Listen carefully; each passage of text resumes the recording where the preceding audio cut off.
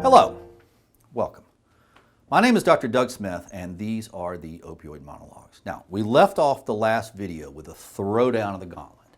And what I said was, if you do not like what I'm saying, then prove me wrong. And using the accepted methods of science, please do not yell at me or try to discredit me. Simply prove me wrong. Show me a set of people and with normal anatomy and function who episodically exhibit the symptoms of autonomic conflict. It's very simple. I'm stating that this list of symptoms right here on the cows, that this list of symptoms that we're pulling off of the ASAM website, that this list of symptoms are impossible to occur in a person with normal anatomy and function. And for you people at ASAM to have overlooked this most fundamental and basic of medical concepts is simply beyond belief. The level of medical incompetence on exhibit here is beyond anything we have ever witnessed in the history of medicine. First you ignore science, then you ignore medicine, then you want us to believe in the impossible, all so that you can continue to sell your snake oil of counseling. Now, I don't have any issues with counseling, but here's a little insight. Counseling is worthless for the neuroendocrine emergency that is autonomic conflict. You treated autonomic conflict with counseling. You treated autonomic conflict with counseling. That is simply one of the most absurd events that has ever occurred in the history of medicine. You treated autonomic conflict with counseling. And you wonder why the opioid crisis has continued, and you wonder why hundreds of thousands of people have died. You failed at medicine. You failed to recognize what the symptoms were trying to tell you. You blew the diagnosis and you gave a worthless treatment. And that is how the future generations are going to view us. Incredible, simply incredible. Okay, real quick. I referenced normal anatomy, so we're going to need to quickly look at some normal anatomy here. Now, real quick, this is all covered in detail on the internet. Okay, I want you to get on the internet and learn this stuff, okay? All right, but now look right here. The human nervous system is divided into both a central and a peripheral systems. The central nervous system is encased in bone and is comprised of the brain and the spinal cord. By the way, it's the brain where the group at ASAM claim this opioid problem is located. I mean, those guys simply cannot get a single detail right. All right. But then now look right here. All right, we have the peripheral nervous system, and with the motor, sensory, and autonomic system, and it's this autonomic nervous system. This is where the problem is. This is where we want to zero in on. The problem is not in the brain. You guys at ASAM got that part wrong also. The problem is out here in the periphery in the autonomic nervous system, okay? This is the system, this is a part of the nervous system that controls your internal organs. And there are two branches. The sympathetic nervous system, sometimes called the fight or flight system, and the parasympathetic nervous system, sometimes called the rest and digest system. And you people who have ever experienced the horror of opioid withdrawal, the horror of autonomic conflict, the horror of all your internal organs firing up to maximum capacity and all at the same time. That's what autonomic conflict is. That's what opioid withdrawal is. It's all your internal organs firing up at the same time. It's a loss of control and balance between the sympathetic and the parasympathetic systems. And let's be clear here, Mother Nature has spent millions of years making sure there is a constant balance and homeostasis between the two branches of the autonomic nervous system. One or the other predominates. It's not a good idea to fall asleep while you are running away from the bear. But somehow, exposure to the opioids has resulted in some anatomical or functional change. Exposure to the opioids has resulted in some anatomical or functional change, which now allows the very thing to occur that Mother Nature did her best to ensure would never happen to us. Now, we will get to this anatomical or functional change when we get deeper into the Smith hypothesis. But you people who have ever experienced the horror of opioid withdrawal, look closely at the anatomy of the autonomic nervous systems and look at these charts. Here are all your symptoms. Look at the branches of the nerves going to your eyes, your mucosal surfaces, your sweat glands, your hair follicles, your GI tract.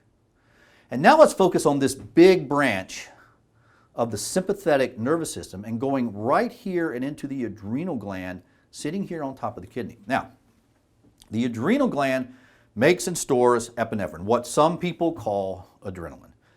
And when stimulated by the sympathetic nervous system, the adrenal gland releases epinephrine, or adrenaline if you prefer, releases epinephrine, which has a powerful effect on the body. Okay, but now wait a minute. Now stay with me here. This is important. Now wait a minute. If all this is true, an opioid withdrawal is nothing more than an overactivation of both the sympathetic and the parasympathetic systems, then we should be able to measure a surge in epinephrine.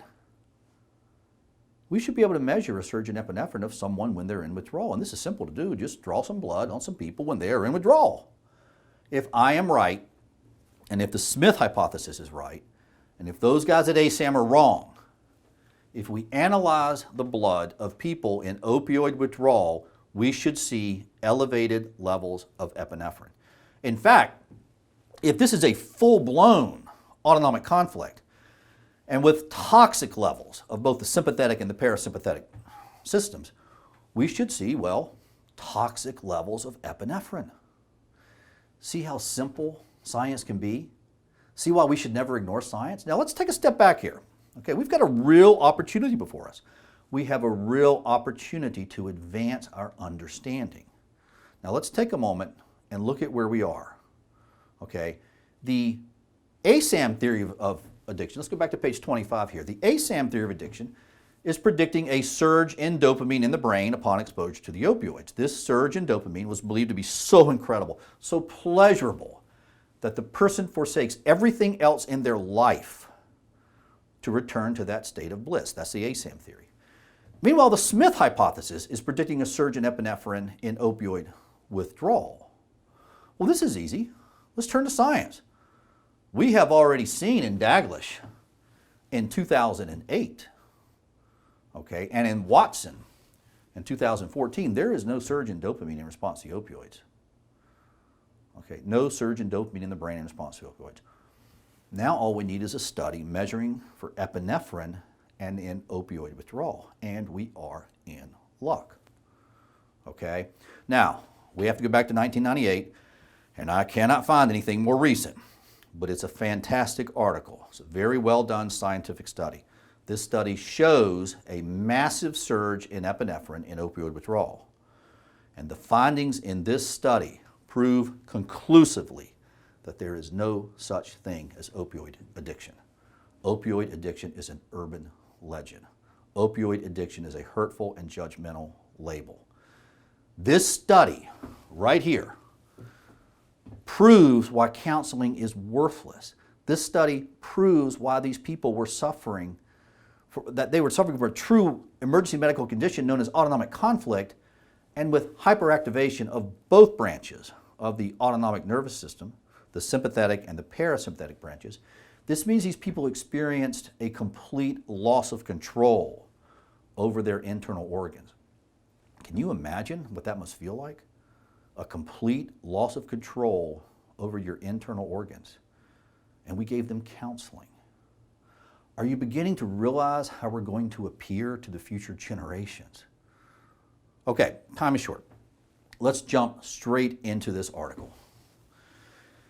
The year was 1998. The lead investigator was a Dr. Peter Kienbaum. This is a German article, and it's in the anesthesia literature. Okay, they were looking into the safety of putting people through withdrawal while under anesthesia. Okay, from this article, it doesn't look too safe to me. Okay, now the name of the article, this says it all. Profound increase in epinephrine concentration in the blood, cardiovascular stimulation, yada, yada, yada. lot of big words there. I don't want to get too lost in that title. It's a big title, okay? But it's the first three words that say it all. Not just an increase, but a profound increase in epinephrine when people go into opioid withdrawal. These people, their epinephrine levels went from 15 to 450. It was a 30-fold increase in epinephrine. Okay, and this article is 22 years old. Okay, now, very important, this increase in epinephrine didn't occur in mice who had their adrenal glands removed. That means this is rock solid science. And this is proof that opioid addiction is an urban legend. So, let's summarize. There is no scientific evidence for something called opioid addiction. And counseling by itself is worthless to help these people. Buprenorphine sure works. Okay, and this withdrawal state, when the ASAM crowd is claiming, oh, they're just craving more opioids, they're just craving to get high. This withdrawal state, this is a true medical emergency. Okay, this is autonomic conflict. That is a true medical emergency. Okay, and this withdrawal state is marked by a total loss of control of the internal organs. This withdrawal state is marked by a toxicity of both branches of the autonomic nervous system, the sympathetic, known as the fight or flight, and the parasympathetic, known as the rest and digest. They should be in balance, but when someone goes into opioid withdrawal, the balance is lost and they are both sky high at toxic levels, both the sympathetic and the parasympathetic. Now, let's take a minute and conclude this video segment. And let's first be sure we fully understand what this epinephrine study is telling us. First off, this is conclusive scientific evidence that just shatters and destroys the concept of opioid addiction. Opioid addiction as a diagnosis was disproven by the scientific evidence supplied by Daglish and by Watson. Okay? Now we are seeing additional scientific evidence by Kienbaum and this massive surge in epinephrine. And we're at a point where the scientific evidence is overwhelming. The scientific evidence is overwhelming. So let's phrase it this way.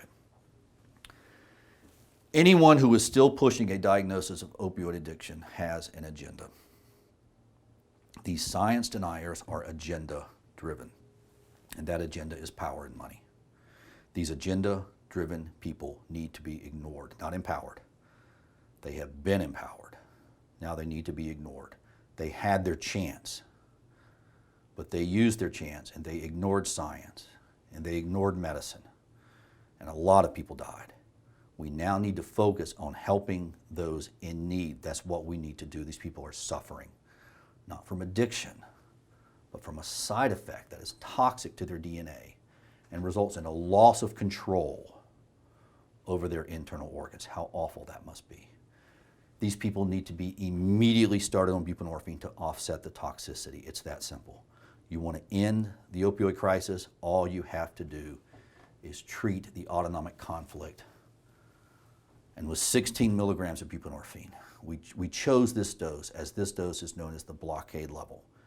Okay, this is the blockade level dosing and is associated with 80% opioid receptor saturation.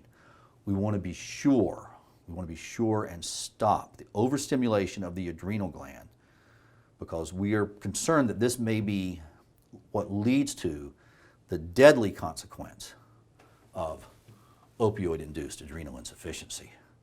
By providing worthless counseling instead of helpful buprenorphine, we have triggered a second epidemic, this time of opioid-induced adrenal insufficiency. Look it up. It's deadly.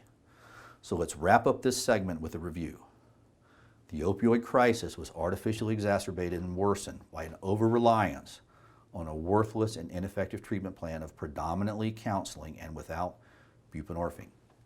Counseling without the administration of buprenorphine is scientifically proven to not be effective for opioid dependency.